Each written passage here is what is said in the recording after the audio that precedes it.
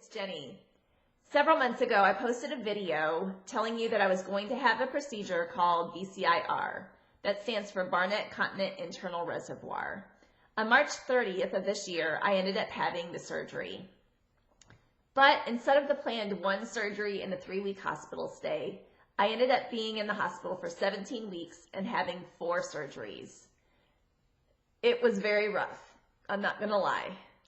But I'm glad to say that 3 months post-surgery, the last surgery that is, I'm doing well and everything is working as it should.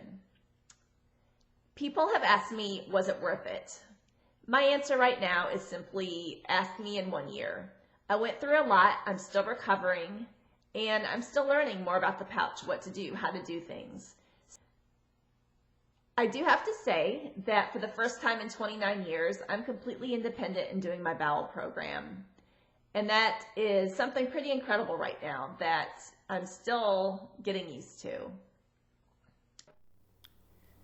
My goal for this video is simply to show you guys how I am performing intubation with the BCIR as a C6-7 quad. One of the modifications that I made to my house after having this procedure was adding this Revis shelf above the toilet. It allows me to pull my supplies down that I need and have it right at hand. I'm pulling a chuck out and I just put that over my lap and my legs and tuck it into my pants just to prevent my clothing from getting dirty. I tuck the chuck into each side of my pants, and so far I've not had any problems, which is a good thing. The next thing I'm reaching for is an AM patch, and this is just a cover that will go over the stoma. The stoma does produce some mucus, and it's just good to keep it covered. A lot of people use many different things. I personally use the AM patch simply because of where my stoma is located. It is a little bit higher than a typical BCIR stoma.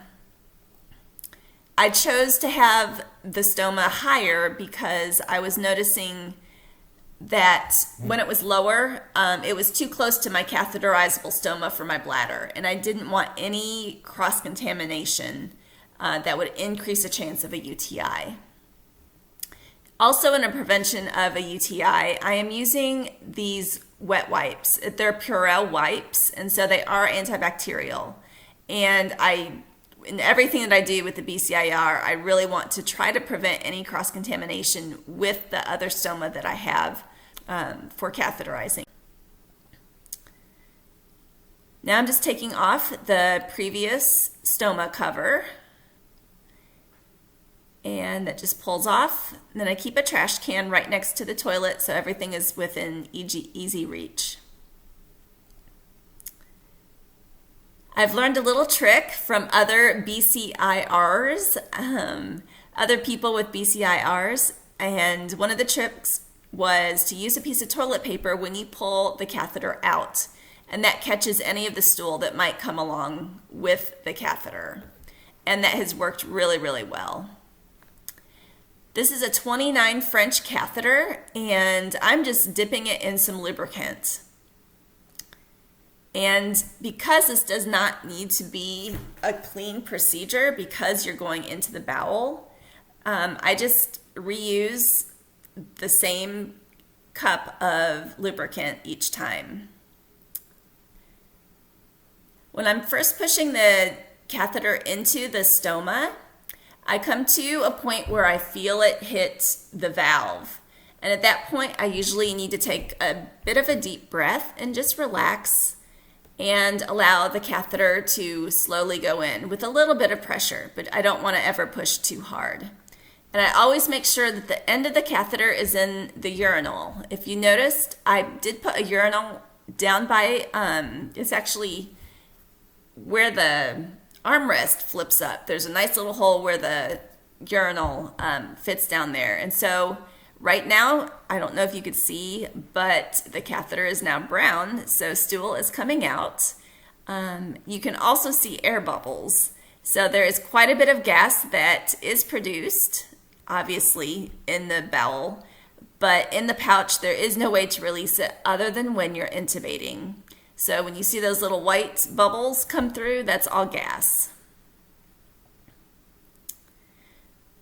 I always want to have the catheter in the urinal before I start intubating because there can be quite a lot of pressure that comes out as you're intubating, and that stool can come out flying.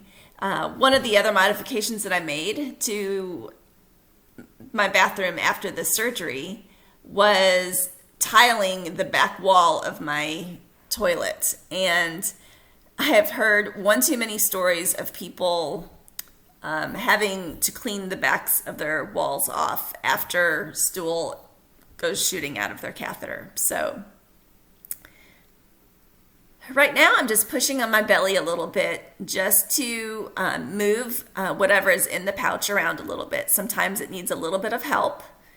And I've been told that massaging the belly or pushing on the pouch just a little bit gently can really help. And I have noticed that that does help. Twisting the catheter is also something that will help. There are 3 eyelets in the catheter that I use, and things will just kind of get lodged in there sometimes, and so you need to turn it just a little bit. At this point, I just want to make sure that everything has been emptied out of the pouch rather. So I'm going to irrigate just a little bit. This was probably the hardest thing for me to figure out how to do after having the surgery. And in fact, I hadn't even figured out how to do it once I got home. I found that a bulb syringe works the best for me. I don't have great hand function, even in my left hand that has the more function, but squeezing that bulb I am capable of doing. Now this can be a little bit tricky. There have been 2 times where it went kind of badly, but I just push the water into there and let it go down into the stoma. Now you want to make sure that you have all of the gas out before you do this, otherwise you'll have a nice little eruption. And that has happened twice. Thankfully it went right on to the chuck, and so nothing got dirty, but I learned my lesson. Once I want to let that flow, I have to get it into the urinal once again quite quickly.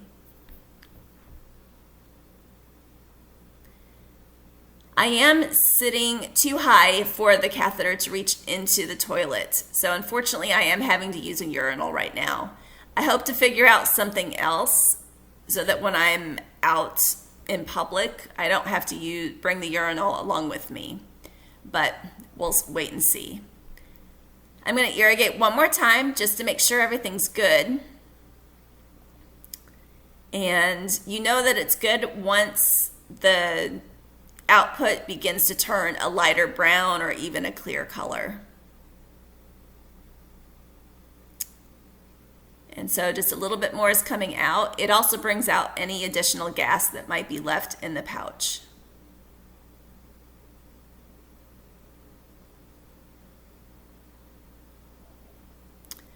Pushing on my belly 1 or 2 more times just to make sure we're good.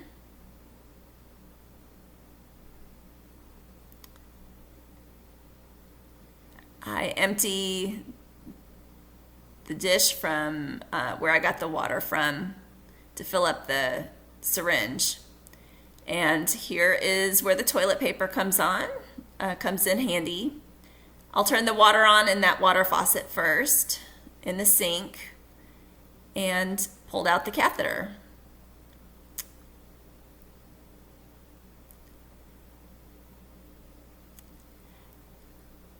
I'll make sure that everything is out of the catheter, and actually this time I couldn't get everything out of the catheter. There was a tomato or a bell pepper stuck in the catheter.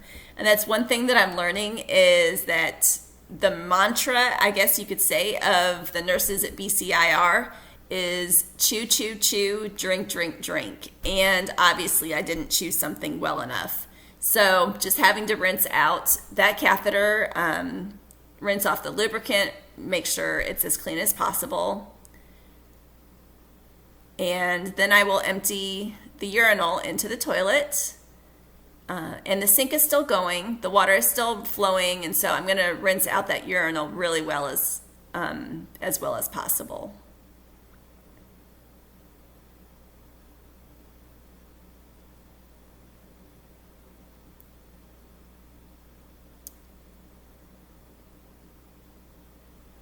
So I put that back in its place. I flush the toilet, turn off the water, and with that Purell wipe, I'm going to wipe my entire abdomen as much as possible just to make sure I have anything, either the lubricant or any stool that may have been left behind. So that's not going to be a problem, especially when I catheterize later on. I can then pull out the chuck. I'm going to dry off my belly a little bit so that am patch sticks really well. And that's the next thing I'm going to do. Put the am patch on, pull my pants back up, and I will immediately go and wash my hands. I hope this video has been helpful in showing you what it looks like to have a BCIR.